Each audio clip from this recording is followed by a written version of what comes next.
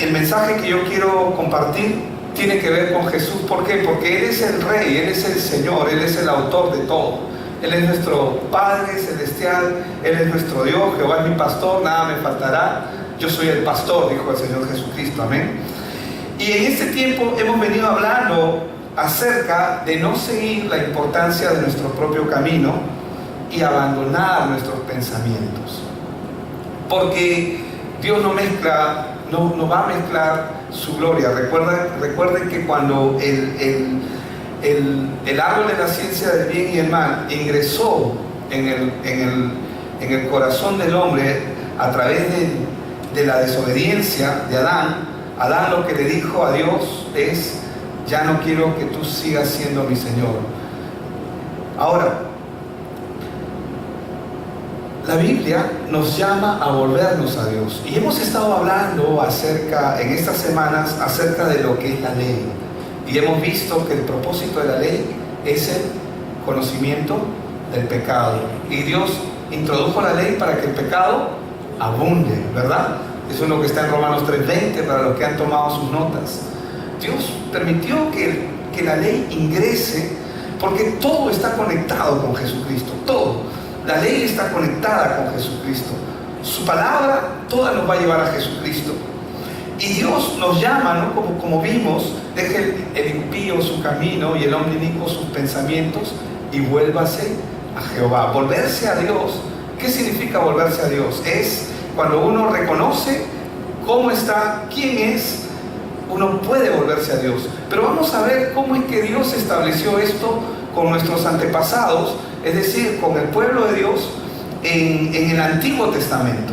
Vamos a ver que hay una coordinación perfecta en la obra de Dios, tanto en el Antiguo Testamento como para nosotros. Y yo quiero que me puedan acompañar al libro de Levítico. Vamos a leer desde el capítulo 4, verso 27, y vamos a leer hasta el verso 31. Y quiero que usted pueda prestar atención. Amén. Preste atención a la palabra. Amén. El que tenga oídos para oír, que oiga. Recordemos que la fe viene por el oír de oír. Nos enfocamos en el segundo oír. Señor, oramos para que nuestro entendimiento esté claro. Amén. Como la Biblia habla en Hebreos, capítulo 6. No recuerdo el verso si es el 12 o el 13, pero dice: para los que tienen ejercitado los sentidos espirituales para escuchar. Tenemos que escuchar, amén. Tenemos que escuchar lo que Dios tiene para nosotros. Si alguna persona del pueblo, dice Levítico 4:27, pecare por hierro, y cuando está hablando ahí de hierro, esa es la versión que usa la Reina Valera, nos está hablando, si alguna persona pecare por error o pecare involuntariamente. ¿Cuántos saben que muchos de nosotros pecamos involuntariamente? O a veces no nos enteramos que somos pecadores o que pecamos. Está hablándole al pueblo de Dios, ¿no? Si alguna persona del pueblo pecare por error o por hierro, como dice ahí, o pecare involuntariamente, haciendo algo contra alguno de los mandamientos de Jehová, en cosas que no se han de hacer, y delinquiere, dice, luego que conociere su pecado que cometió, una vez que conoce su pecado que cometió, dice, traerá por su ofrenda una cabra sin defecto, dice, por su pecado que cometió, y pondrá su mano sobre la cabeza de la ofrenda de expiación, es decir, va a poner las manos sobre la ofrenda de expiación y la degollará después en el lugar del holocausto. Luego, con su dedo, el sacerdote tomará la sangre y pondrá sobre los cuernos del altar del holocausto y derramará el resto de la sangre al pie del altar. Voy a seguir leyendo y después voy a explicar. Y le quitará toda su grosura, dice, de la manera que fue quitada la grosura del sacrificio de paz. Y el sacerdote la hará arder sobre el altar en olor grato a Jehová. El Señor se agradará de esa ofrenda, ¿verdad? Dice, y así hará el sacerdote expiación por él y será perdonado. En el libro de Levítico se habla acerca de las obras que Dios comisiona al hombre a hacer, en este caso los levitas, ellos están al servicio del templo de Dios, es el trabajo de los sacerdotes, y ellos tenían, ellos eran los encargados de hacer cumplir todo lo que Dios había establecido en la ley, relacionado con el templo. Con el derramamiento de la sangre inocente era la única manera en que el hombre podía acercarse a Dios. ¿Cómo podía acercarse el hombre a Dios? A través del derramamiento de sangre inocente. Porque era la única forma en que Dios podía perdonar los pecados. Pero vemos en el verso 28 que dice aquí que luego que conociere su pecado que cometió. Es decir, una vez que la persona conoce que es transgresor de la ley, recuerden, ¿para qué se introduce la ley? Para que el hombre sepa que es pecador. Luego que conociere, porque hay mucha gente que no sabe que es pecadora, no se sienten malos, no sienten que son perversos en su naturaleza. Pero una vez que la persona conociere su pecado, esto lo dice porque no todas las personas conocen su pecado. Hay mucha gente que piensa que no son malos y que están bien. ¿De acuerdo? Amén. Entonces, no todos reconocen el origen de su pecado, ni todos pueden ver el origen de su maldad porque no lo entienden y porque se encuentran en una condición separados de Dios. Dice en el mismo verso 28, traerá por su ofrenda una cabra sin defecto por su pecado que cometió. Solo después que el hombre reconoce su pecado, que reconoce su condición, solo después puede traer una ofrenda a Dios. Solo después que conoce su condición, solo después puede presentar una ofrenda por ese pecado. Y dice, ¿no? Traerá su ofrenda, dice.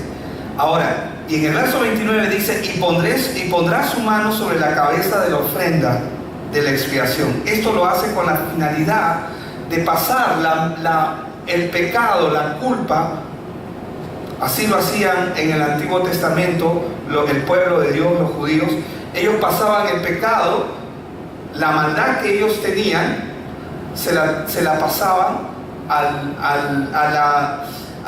la cabeza de la ofrenda de expiación. Toda la maldad pasaba a ese animal inocente, que ya no es inocente, ahora es culpable. Un inocente por un culpable. Había un intercambio ahí. Y en el mismo verso 29 dice, y la degollará en lugar del holocausto. Y lo interesante es que dice, luego con su dedo, ahora el sacerdote, tomará de la sangre y la pondrá sobre los cuernos del altar del holocausto y derramará el resto de la sangre al pie del altar. ¿Por qué era importante poner la sangre sobre los 4 cuernos que tenía el altar? ¿Por qué era importante? Porque la Biblia nos enseña que en los cuernos estaban escritos los pecados.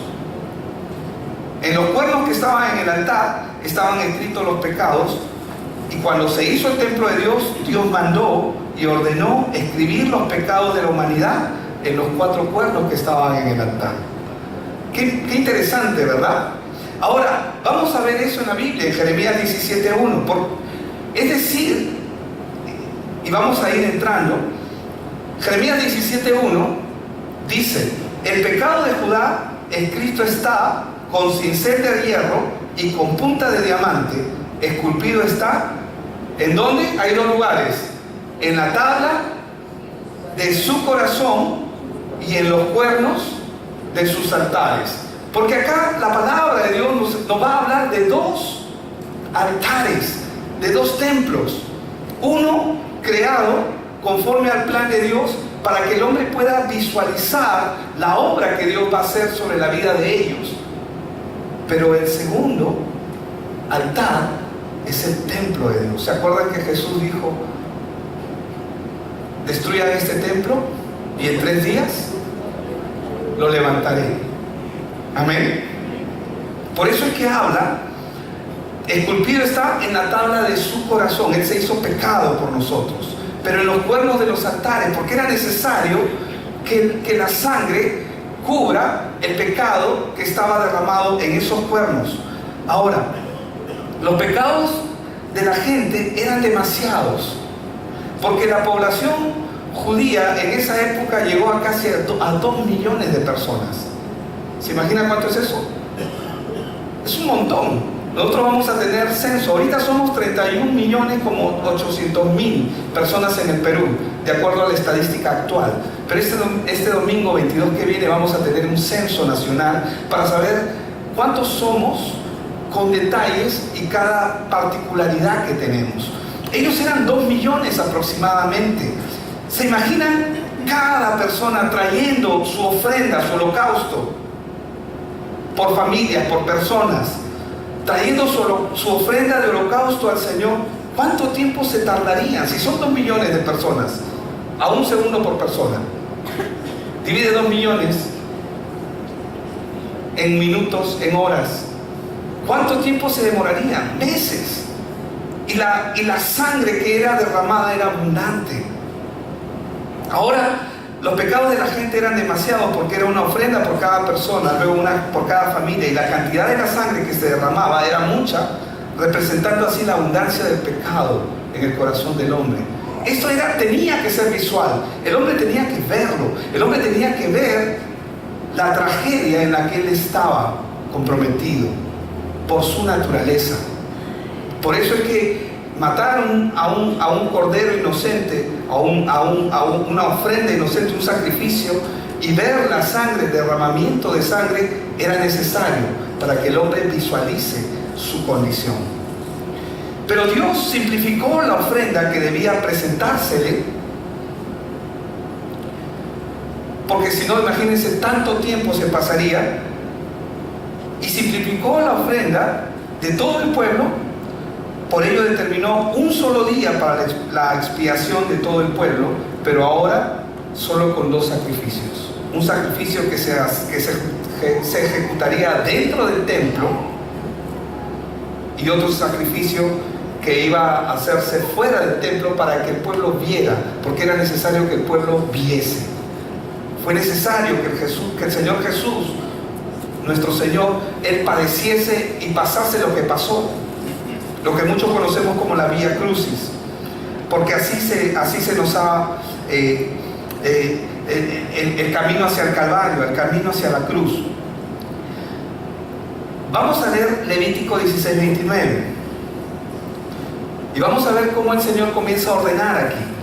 Recuerden que el propósito de la ley es que el hombre sepa su condición, amén, que es pecador. Dice, y esto tendréis por estatuto perpetuo, dice, en el mes séptimo, a los 10 días del mes, afligiréis vuestras almas, y ninguna obra haréis, ni el natural ni el extranjero que mora entre vosotros, porque este día será expiación por vosotros, y seréis limpios de todos vuestros pecados delante de Jehová. ¿Qué es lo que Dios está haciendo aquí? ¿Qué es lo que Dios está realizando? Está declarando un solo día para la expiación. Si bien es cierto, el calendario judío es diferente a nuestro calendario, de ninguna forma voy a ponerlos en el primer lugar, pero solamente imaginemos. El mes séptimo, ¿cuál es? Julio, ¿verdad? Y a los 10 días sería, digamos, el 10 de julio. Pero sabemos que en el mes séptimo, en el calendario judío, es otro mes. Tiene otro nombre y es otra época del año. Pero acá lo que él está diciendo, vamos a suponer, solamente para entenderlo, que cada 10 de julio de cada año se iba a levantar una ofrenda de expiación por el pecado del pueblo, que iba a perdonar los pecados por todo ese año, los pecados que se cometieron, o sea, los pecados pasados, los pecados presentes y los pecados futuros. ¿Qué quiere decir eso? Que el hombre iba a ser pecador otra vez hasta el siguiente 10 de julio. Qué interesante. Ahora, vamos a ver cómo es que se daba esto. Levítico mismo, vamos al libro de Levítico capítulo 16, verso 21. Y dice, y pondrá a Aarón sus 2 manos. Aarón es el sacerdote nombrado por Dios. el sumo sacerdote. Y pondrá Aarón sus dos manos sobre la cabeza del macho cabrío vivo y confesará. Diga conmigo, confesará. Otra vez, confesará. Dice que confesará sobre él las iniquidades, es decir, las maldades de los hijos de Israel, todas sus rebeliones y todos sus pecados, poniéndolos así sobre la cabeza del macho cabrío, y lo enviará al desierto por mano de un hombre destinado para esto. Vamos a ver juntos el proceso de lo que está ocurriendo, porque lo que yo les estaba diciendo, que el plan de Dios en el Antiguo Testamento es exactamente igual al plan en Cristo Jesús en el Nuevo Testamento. Vemos el proceso. Primero, la persona tiene que conocer y reconocer que es pecador, porque recuerdan que dijo: si alguno pecare por ignorancia o por error, es para aquellos que no están enterados que son pecadores, ¿verdad?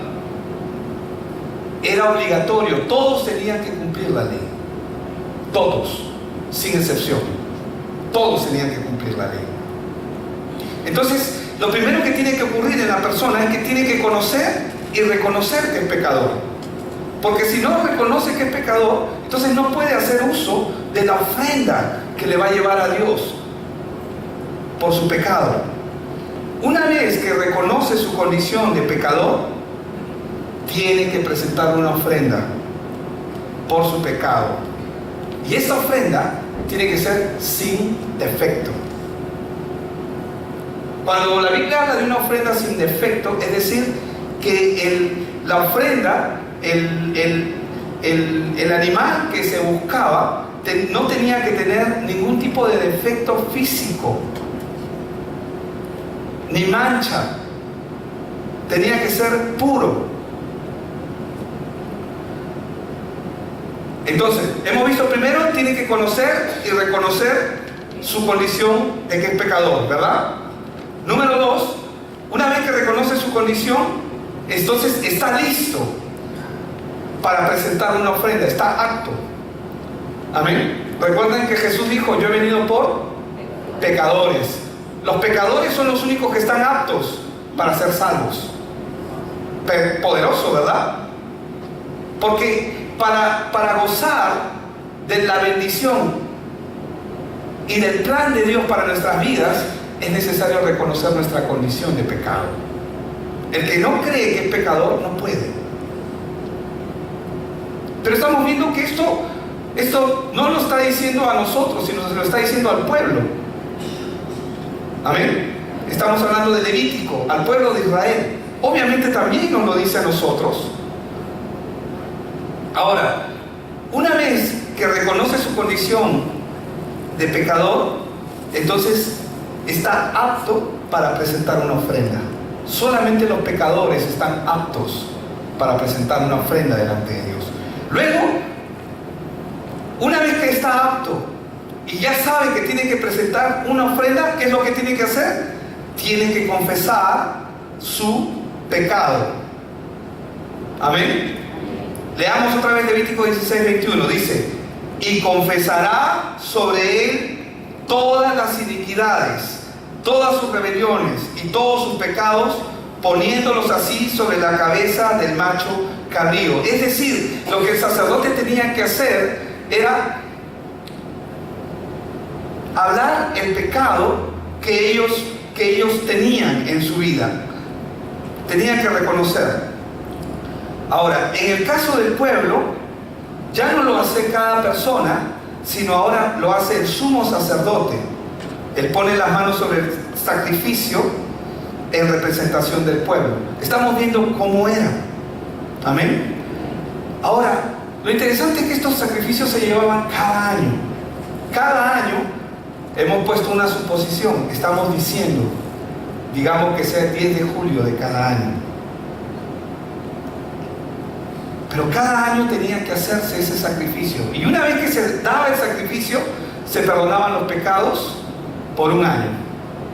O sea, la persona era perdonada de sus pecados pasados, presentes y hasta el siguiente año.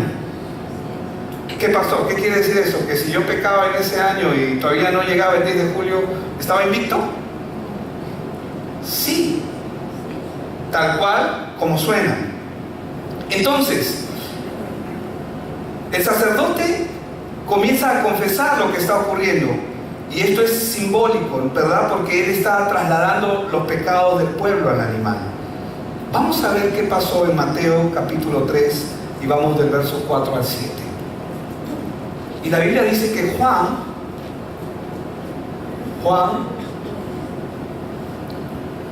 estaba vestido de pelo de camello, Juan el Bautista, y tenía un cinto de cuero alrededor de sus lomos, y su comida era langostas y miel silvestre. Y salía a él Jerusalén y toda Judea y toda la provincia de alrededor del Jordán. ¿Y qué dice? Y eran bautizados por él en el Jordán. ¿Qué estaban haciendo cuando estaban siendo bautizados? Ahí lo dice, ¿qué estaban haciendo? Dígalo fuerte, ¿qué estaban haciendo? Estaban confesando sus pecados. Entonces, vemos aquí cómo el pueblo eran bautizados por Juan el Bautista, pero estaban confesando sus pecados. ¿Qué es lo que pasa acá? Juan comienza a recibir todos los pecados. La gente está viniendo y se está confesando ante él, porque él es el sumo sacerdote. Él es hijo de Zacarías, que para muchos fue el último sumo sacerdote que entró en el templo. Pero él ahora el templo ya no es el templo físico, sino el templo es el mundo escenificado, porque Jesús no vino a salvar solamente a un pueblo, él vino a salvar a su pueblo, de todas las lenguas, de todas las etnias y de todas las naciones. Por eso es que somos every nation, cada nación. Amén. En cada nación Dios ha preparado un plan para cada uno de sus hijos, cada uno a su debido orden, a su debido tiempo. Ahora entiende por qué existe el tiempo. El tiempo existe por causa del hombre, para que el hombre a su debido orden, a su debido momento, escuche el llamado de lo que Dios va a hacer en su vida. Entonces, vemos aquí que Juan comienza a recibir todos los pecados. Luego, lo que debía hacer el sumo sacerdote, que era poner todos los pecados sobre la cabeza del sacrificio sin defecto. Amén. Entonces, Mateo 3:13 nos dice, y voy a leer hasta el 15, entonces Jesús vino de Galilea a Juan, al Jordán, para ser bautizado por él. Mas Juan, ¿qué dice? Se le oponía, ¿verdad? Diciendo, yo necesito ser bautizado por ti y tú vienes a mí. Pero Jesús le respondió, deja ahora, porque así conviene que cumplamos, ¿qué cosa? Toda justicia. Entonces le dejó, dice. Vemos que el Señor Jesús le dice a Juan que así conviene que cumplamos con toda justicia. ¿Por qué? Porque Él está recibiendo los pecados del pueblo, al pueblo pecador. Él es el sumo sacerdote y Jesús es el sacrificio que se está acercando. Isaías 53:6 lo dice más claro. Todos nosotros nos descargamos como ovejas, cada cual se apartó por su camino. Pero ¿qué dice? Mas Jehová cargó en él todos los pecados de nosotros. Si esto tenía que ser exactamente igual al Antiguo Testamento, a lo que la Biblia nos enseñaba, entonces ¿en qué momento ocurrió que él recibió los pecados de la humanidad? En el momento que Jesús dijo, es necesario cumplir con toda justicia. Amén. ¿Me están siguiendo?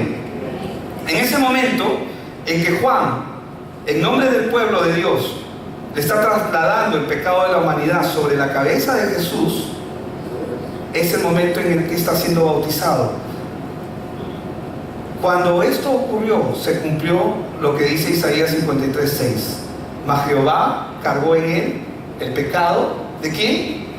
De todos, el mío y el tuyo. Y los cielos fueron abiertos, dice la palabra, ¿verdad? Y vino sobre Jesús el Espíritu Santo, y el Padre el Padre que está en el cielo acepta la ofrenda, se agradó. ¿Se acuerdan que cuando el sacerdote ofrecía el sacrificio y salía del templo, se producía el gozo en el pueblo porque la ofrenda había sido acepta? Esta es la ocasión en que el Padre habla y acepta la ofrenda por el pecado de la humanidad, diciendo en Mateo 3:17: este es mi Hijo amado, en quien me complazco, o en quien tengo complacencia. ¿Por qué? Porque el plan de Dios es la justicia de Dios. ¿Y cuál es la justicia de Dios? Cargar con el pecado de la humanidad. ¿Por qué? Porque nosotros no pecamos a la manera de Adán. Nacemos con una naturaleza caída. Adán transgredió de una manera diferente. Entonces, Juan tenía en él el pecado de toda la humanidad, y al bautizarlo, Jehová cargó en él el pecado de todos nosotros, es decir, cargó en Cristo el pecado nuestro. Y el mismo Juan dio testimonio de ello cuando dijo: este es el Cordero de Dios que quita el pecado del mundo. Y en el verso 1:34 del libro de Juan dice: y yo le di, dice Juan, y he dado testimonio de que este es el Hijo de Dios. Él iba a venir, y vino con ese plan y con ese propósito. Hermanos, Dios está complacido de la ofrenda de su Hijo. ¿Usted hizo algo para merecerlo? Gloria a Dios, porque no hicimos nada. Amén. Todo es Él. Jesús lo hizo todo. Y a partir de ese momento, ¿qué es lo que ocurrió? Dios quitó el pecado del mundo. ¿Por qué? Porque el pecado es el estorbo que impide de que el hombre pueda llegar a Dios. Ahora, vamos a ver, hemos visto el cuadro del Antiguo Testamento y hemos visto el cuadro en el momento en que Jesús cumple con el plan y el propósito que Dios tenía. Ahora vamos a ver la autoridad del Señor Jesús en esta investidura que tiene. Vamos a Marcos capítulo 2 y vamos a leer del verso 3 al 11. Entonces vinieron a él unos trayendo un paralítico que era cargado por 4, y como no podían acercarse a él a causa de la multitud, descubrieron el techo de donde estaba, y haciendo una abertura bajaron el lecho en que yacía el paralítico. Al ver Jesús la fe de ellos, dijo al paralítico: hijo, ¿qué le dijo? Tus pecados te son perdonados. Estaban ahí sentados algunos de los escribas, los cuales cavilaban en sus corazones. La palabra cavilar significa pensaban, meditaban, carburaban. Cavilaban de esta manera dentro de sí mismo. Les dijo: ¿por qué caviláis allá? Y conociendo Jesús en su espíritu que cavilaban de esta manera dentro de sí mismo, les dijo: ¿por qué caviláis así en vuestros corazones? ¿Qué es más fácil decir al paralítico: tus pecados te son perdonados? O decirle: levántate, toma tu lecho y anda.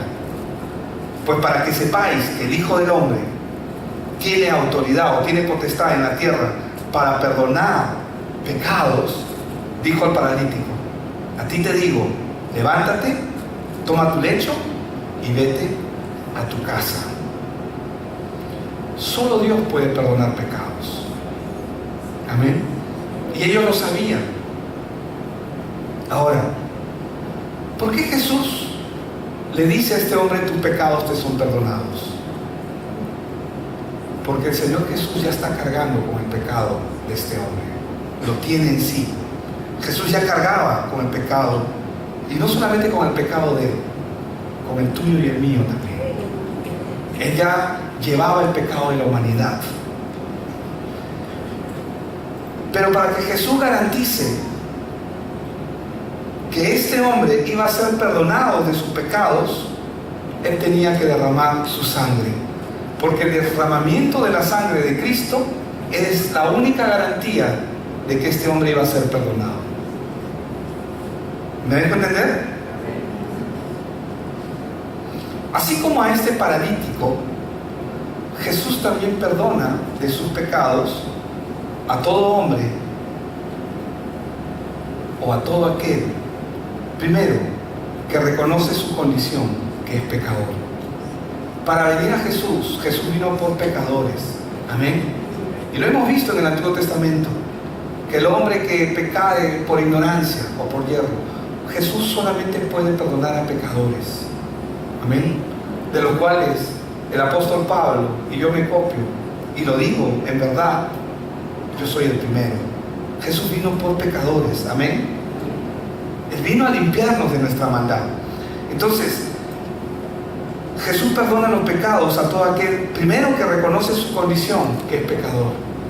Porque para venir a Jesús necesitamos reconocer nuestra condición.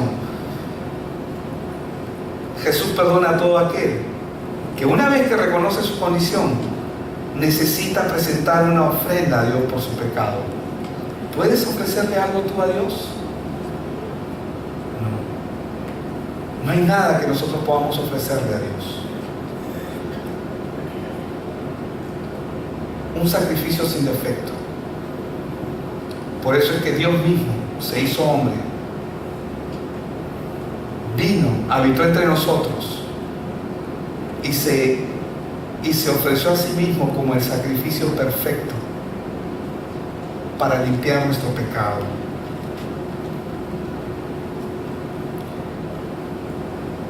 Jesús perdona también de sus pecados a todo aquel que confiesa su pecado, poniendo total confianza y su total descanso en el sacrificio que Jesús ha hecho. Hermanos, el sacrificio hecho por nuestro Señor Jesús no tiene precio. Es extraordinario. Así como este hombre, cuando Jesús le dijo, tus pecados te son perdonados, solo Él podía perdonar pecados, porque Él ya cargaba con el pecado de la humanidad. Y Él puede hablarnos así a muchos, y a mucha gente le va a seguir hablando así, cada uno a su debido tiempo. Amén. Y hay muchos otros ejemplos que podemos citar en la Biblia. Podemos ver, por ejemplo, en el caso de la mujer que fue encontrada en el acto de adulterio. ¿Qué pasó con esta mujer? Fue encontrada en el acto mismo de adulterio. La trajeron a Jesús. La trajeron aquí al que estaba cargando con el pecado de esta mujer. Porque Jesús aún no había muerto, pero ella estaba cargando con el pecado de la humanidad. Los pecados pasados, los presentes y los futuros. Él estaba cargando con el pecado de ella. ¿Podía condenarla? Porque Él vino para eso. Él vino para morir, para ser sacrificado por el pecado de esta mujer que fue encontrada adúltera. Pero los religiosos decían, esta mujer es adúltera, ha sido encontrada en el mismo acto de adulterio. La ley dice que debemos matarla. ¿Tú qué dices? ¿A quién se lo dice? Gloria a Dios. Él es el Señor, amén. Y ustedes conocen la historia, y si no la conocen, tienen que verlo en Juan 8. Y sabemos qué es lo que dijo: que lance la primera piedra aquel que esté libre de pecado. ¿Por qué Jesús les habló así? Él está cargando por el pecado de ellos también. Pero ¿por qué Jesús les habla y les dice que lance la primera piedra aquel que esté libre de pecado? Porque para venir a Cristo, primero necesitamos reconocer nuestra condición y que necesitamos el sacrificio de Él en nuestra vida. Y la Biblia dice que uno a uno se fue yendo, dejando sus piedras, porque ellos estaban listos para arremeter contra ella y contra él también. Pero como Él es Dios, y vemos en Juan 8:10, enderezándose Jesús y no viendo a nadie. ¿Quién podía acusar a esta mujer? ¿Por qué no podían acusarla? Porque el que está cargando con su pecado está frente a ella. El único que tiene autoridad sobre ella, el único que tiene autoridad para condenar o para salvar, está delante de sus ojos. Gloria a Dios, ¿verdad? Todos los religiosos Están queriendo asesinarla, porque ellos se creen buenos, se creen justos. Pero cuando Jesús establece quién es Él, ¿dónde están? Ninguno hay. Todos se fueron. Porque si Jesús está delante de ella, no hay nadie más quien pueda acusarla. ¿Por qué no la pueden acusar? Si ha sido encontrada en el acto de adulterio, ¿por qué no puede ser acusada esta mujer? Porque delante de Él, ella no tiene pecado. ¿Hizo algo esta mujer para ganar tremendo privilegio y galardón? ¿Hicimos algo nosotros para merecer nuestra posición de poder, de tener el privilegio de escuchar el Evangelio, de escuchar las buenas noticias? Nada, no hemos hecho nada. Interesándose Jesús y no viendo a nadie. ¿Había alguien ahí? Solo ella. Cuando una persona puede reconocer su condición delante de Dios, solamente te quedas tú y Él. ¿Quién acusará a los escogidos de Dios? Y lo hemos cantado, justamente le decía, hablábamos con Ángel en la mañana, ¿no? Romanos 8, 35. Nadie puede acusarte delante de Dios. Él no vino para condenarte. La Biblia dice, porque de tal manera amó Dios al mundo, que ha dado a su Hijo unigénito, para que todo aquel que en Él cree no se pierda, mas tenga vida eterna. Porque no envió Dios a su Hijo para condenar al mundo, sino para que el mundo sea salvo por medio de Él. Él está parado delante de ella. Ellos la estaban acusando, pero cuando Él se estableció ahí, ¿quién quedó? Solo Él y ella. ¿Podía ser acusada esta mujer? ¿Jesús podía condenarla? No. ¿Por qué no podía condenarla? Porque Él vino a salvarla. Él vino a salvarla. Por esa razón le dijo, no peques más. Porque Él vino a rescatarla. Amén. Entonces ella dijo, ninguno, Señor. Perdón, retrocedo. ¿Dónde están los que te acusaban? Le dice. ¿Quiénes son los que se quieren levantar contra ti? ¿Habrá alguien que se pueda levantar? Yo te voy a decir quiénes se van a querer levantar. La religión, la religiosidad, la ley. No, que tú tienes que hacer. ¿Quién te puede condenar delante de Dios? Cuando tú reconoces en tu corazón tu condición, cuando el ser humano reconoce su condición delante de Dios, de pecado, de miseria, y que necesito presentar una ofrenda, y cuando te das cuenta que Jesús vino para hacer esa ofrenda, revelada al hombre gratuitamente, no tengo que hacer absolutamente nada. Nada, pastor, nada.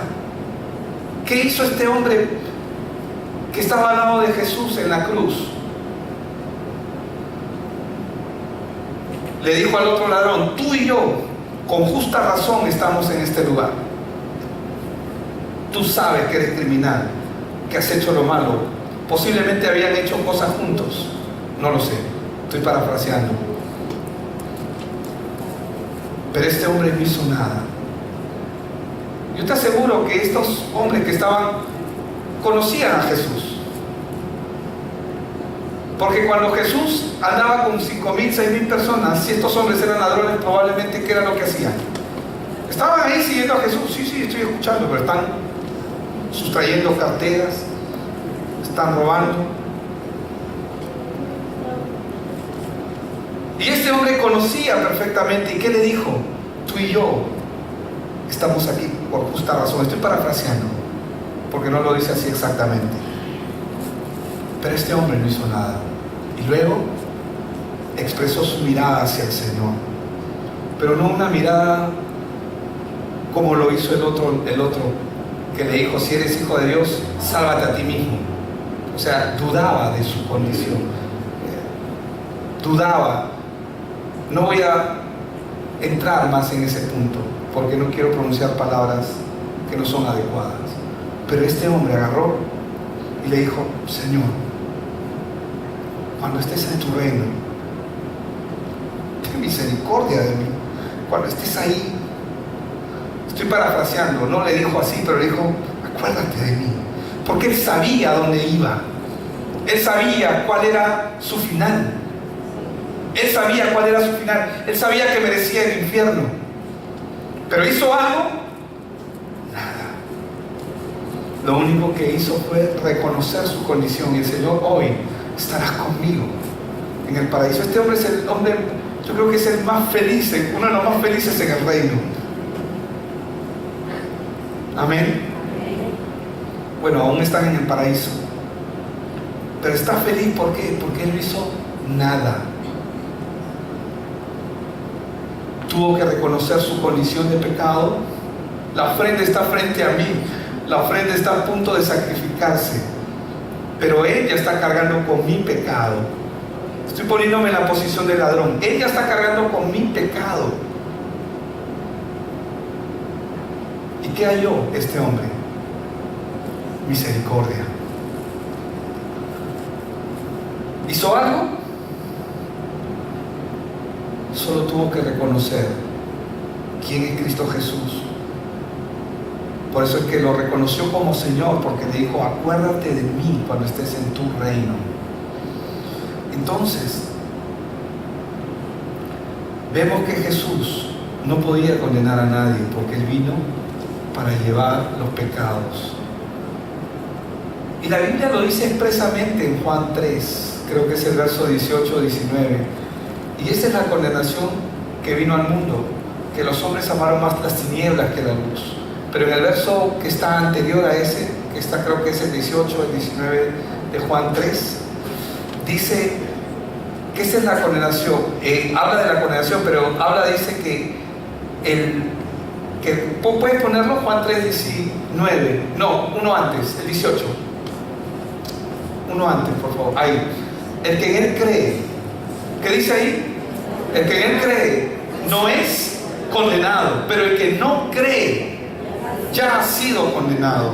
Jesús no vino a condenar a nadie, pero el no creer en Él, el rechazar la oferta gratuita que Él vino a darle al hombre, excluye al hombre de la bendición y de la misericordia que Dios vino a otorgarle. El que no cree ya ha sido condenado porque no ha creído en el holocausto, en el sacrificio, en la ofrenda que Dios envió a la tierra para salvar al hombre pecador.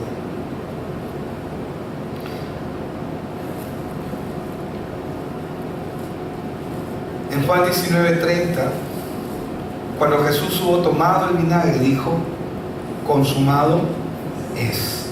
Y habiendo inclinado la cabeza, dice, entregó el Espíritu. ¿Qué es lo que nos está diciendo aquí el Señor? Ya está terminado. ¿Qué es lo que hizo? Vino a quitar el pecado del mundo, que es el estorbo para que el hombre pueda acercarse a Dios. Él vino para hacernos libres una sola vez y para siempre. Lo que Él está diciendo es que se acabó el poder de la ley. Porque ¿cuál es el poder de la ley? Condenación eterna. Por eso es que el hombre que trata de cumplir la ley se engaña a sí mismo, porque nunca va a poder hacerlo. Solamente una relación con el Señor nos va a dar el poder y la capacidad de cumplir los estatutos y los mandatos de Dios. Yo no cumplo la ley para acercarme a Dios. Fruto de mi relación con Dios es el cumplimiento de la ley. Se acabó la condenación. Esta mujer, como el paralítico, como el ladrón, o como el hombre que fue crucificado al lado de Cristo, no podían ser condenados. Se acabó la muerte. Hermanos, Dios mostró su plan desde el Antiguo Testamento.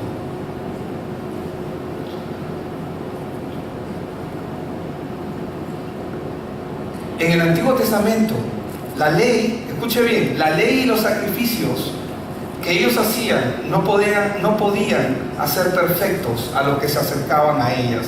Sin embargo, hoy en este tiempo hay mucha gente que está tratando de ser perfectos, tratando de cumplir la ley. No pueden. Necesitan venir a Cristo primero, porque Cristo es la fuente, es el poder que nos va a permitir poder cumplir los planes y los propósitos de Dios para nuestra vida. La ley y los sacrificios no podían hacer perfectos a los que se acercaban a ella, pero fueron sombra. Y Dios las puso a propósito para que el hombre pueda venir. ¿Qué dice Hebreos 10.1? Vamos a ir, por favor. Hebreos 10.1, que está en pantalla, lo van a tener ustedes. Porque la ley, teniendo sombra de los bienes venideros, no la imagen misma de las cosas, dice, diga conmigo, nunca puede. Otra vez, nunca puede. Así es, nunca puede, por los mismos sacrificios que se ofrecen continuamente cada año, hacer perfectos a los que se acercan. Nunca puede, pero sí nos muestra. Y Dios lo estableció para que el hombre pueda ver a través de ese principio, de esos planes que Dios puso, la venida de nuestro Señor Jesucristo, para que en Él se cumpliese todo. La obra del Señor Jesús es perfecta desde la eternidad hasta la eternidad. Su rescate es eterno. Amén. Y su redención también es eterna. Por eso dice en Hebreos 9:12, y no por sangre de machos cabríos ni de becerros, sino por su propia sangre entró una vez para siempre en el lugar santísimo, habiendo obtenido eterna redención. Y en Hebreos 9:26 dice que Él quitó de en medio el pecado. De manera, dice Hebreos 9:26, de otra manera le hubiera sido necesario padecer muchas veces desde el principio del mundo, pero ahora en la consumación de los siglos se presentó una vez para siempre. Diga conmigo, una vez para siempre. Dice, por el sacrificio de sí mismo para quitar de en medio el pecado. Juan dio testimonio de ello. Este es el Cordero de Dios que quita el pecado del mundo. Romanos 3:23 dice, por cuanto todos pecaron, están destituidos de la gloria de Dios. Esa era nuestra condición, o esa es la condición del hombre sin Dios. Pero el verso 24 dice, siendo justificados gratuitamente por su gracia, mediante la redención que es en Cristo Jesús. Y esa es la justicia de Dios para nosotros. Verso 25, pero de Romanos 4, dice, el cual fue entregado por nuestras transgresiones y resucitado para nuestra justificación.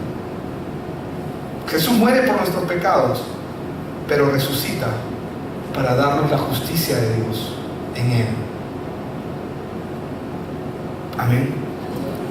Los que están en Cristo,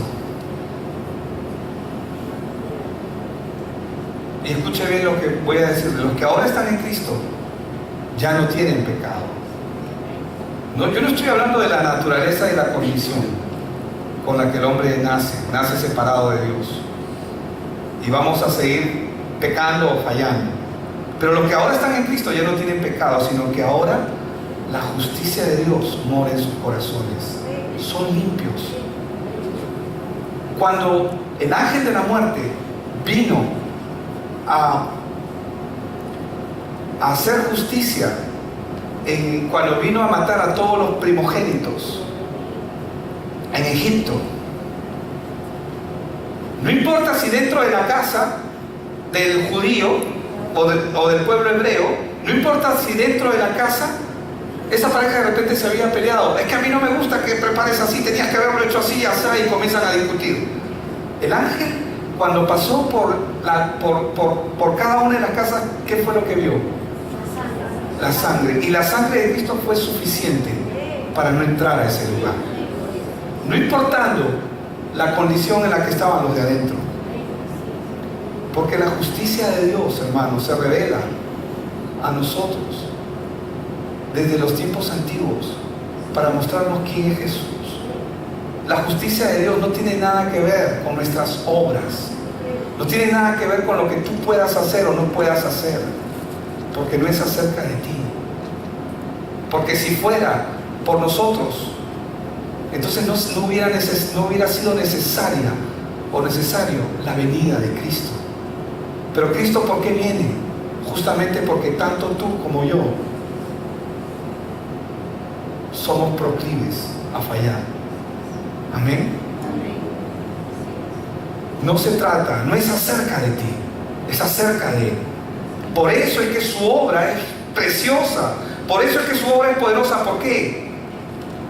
Porque no depende de ti, de lo que tú puedas hacer. Todo depende de Él. Él lo hizo todo. ¿Tengo que hacer yo algo? Solamente darle gracias, Señor. No merezco tu obra. Los que están en Cristo, ahora mora la justicia de Dios en ellos. Somos revestidos. Amén. Somos revestidos por Él. Hebreos 10:10 dice: en esta voluntad somos santificados mediante la ofrenda del cuerpo de Jesucristo, hecha una vez y para siempre. ¿Cómo? Que yo soy santificado, pero ¿cómo es eso? Somos santificados, ¿por qué? Porque yo hice algo. ¿Dice ahí que yo hice algo? ¿Dice ahí que yo le ayudé a Jesús? No, dice, somos santificados mediante la ofrenda del cuerpo de Jesucristo, hecha una vez para siempre. Ante los ojos de Jesús, yo soy limpio. Amén. Ante los ojos de Jesús, yo soy justo. Ante los ojos de Dios, yo soy santo. Y si no lo crees, si te cuesta recibir esta verdad en tu corazón, Hebreos 10:14 dice: porque con una sola ofrenda hizo, ¿qué cosa? Pero pastor, yo no soy perfecto. Yo tampoco. Pero Él me hizo perfecto. Porque mientras esté en este cuerpo miserable de pecado o de corrupción, las tentaciones posiblemente van a seguir viniendo. Satanás nunca se va a cansar de querer de querer malograr nuestra relación con Dios. Pero la obra de Dios nos hizo perfectos para siempre. ¿A quiénes? A los santificados. Así nos ve Él, perfectos. ¿En quién? Por lo que tú haces, por lo que yo hago, somos perfectos en Él. Amén.